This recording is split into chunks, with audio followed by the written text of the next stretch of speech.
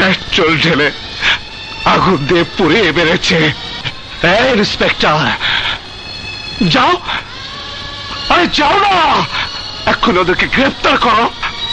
বাদশাহ, আমি আইনের লোক, ইচ্ছে করলে আমি প্রমাণ ছাড়া কিছুই করতে পারি না। বাহ ইন্সপেক্টর, বাহ বাহ, তোমার নিজের বোনকে কয়েকজন শয়তান পশু আগুন দিয়ে পুড়িয়ে মেরেছে, আর তুমি কিনা আইনের দোহাই দিচ্ছ? আরে তোমার তো আত্মহত্যা করা উচিত। যে পুলিশ অফিসার নিজের বোনের হত্যাকারীকে ধরতে পারে না, তার বেঁচে থাকার কোনো অধিকার নেই, কোনো অধিকার নেই। বাদশাহ, যে পুলিশ ডিপার্টমেন্ট এই বাচ্চাকে ধরার জন্য তোমাকে অর্ডার দিয়েছিল, তুমি এতদিন আমার পেছনে ছুটেছ, একবারও কি ভেবেছ বাদশা ক্রিমিনাল কিনা? একবারও কি ভেবেছ বাদশা ক্রিমিনাল কিনা? আরে আমি তো মানুষের কল্যাণের জন্য গরিব দুঃখী মানুষের বিপদে এগিয়ে যাই। তাদের দুঃখ আমার দুঃখ, তাদের কান্না আমার কান্না, তাদের কষ্ট আমার কষ্ট। বাদশাহ, তুমি যতই তোমার নিজের সাফাই গাও, তুমিও তো আইনের চোখে অপরাধী।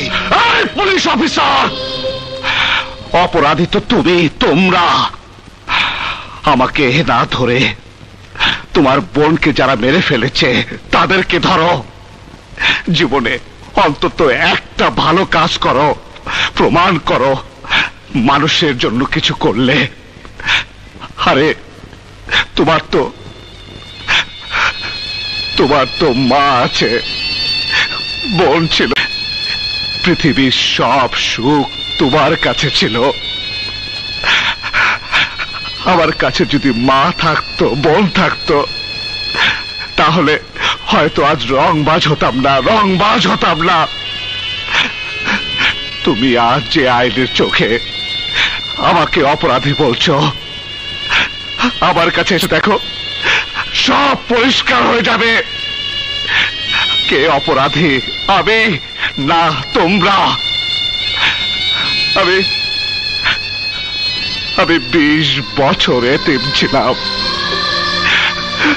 জুইকে পেয়ে বোন পেয়েছিলাম, মাকে পেয়ে মা পেয়েছিলাম, তোমাকে পেয়ে আমি ভাই পেয়েছিলাম। তোমার কারণে আজ আমি আমার বোনকে হারালাম। তুমি যখন ভাই হয়ে বোনের হত্যাকারীকে ধরতে পারবে না, তাহলে ভাই এখনো বাংলার মাটিতে জীবিত। যারা আমার বোনকে মেরে ফেলেছে তাদেরকে আমি ছাড়বো না। এই রংবাজ বাদশাহ কোনদিন তাদেরকে ছাড়বে না, কোনদিন তাকে ছাড়বে না। দাঁড়াও বাদশাহ, কোথায় যাচ্ছ? ওদেরকে খতম করতে। না বাদশাহ, না, আইন তুমি নিজের হাতে তুলে নিও না। এই পুলিশ অফিসার, কোন আইন? হাবিবরে মারার পরে কইছিলাম না হাবিবরে ওই গুলি করে মারছে? রত্ন যখন ভাইদের বিরুদ্ধে খবরের কাগজে নিউজ ছাপাইছিল, তখন আইন কোথায় ছিল? তখন চোখ বন্ধ করেছিল।